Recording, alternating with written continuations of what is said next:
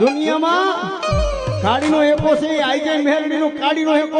કાલે મેરડી કાળીનો એકો કારણ મિત્રો આપણે માતાજીને 12 મહિને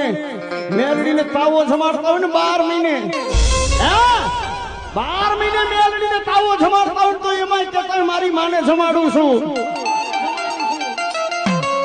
પણ મિત્રો ભગવાનના દરબારની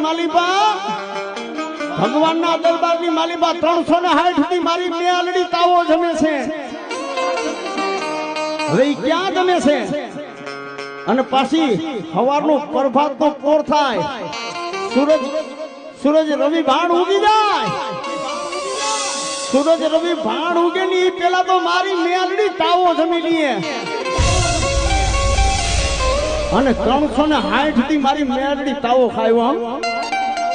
ક્યાં જમે છે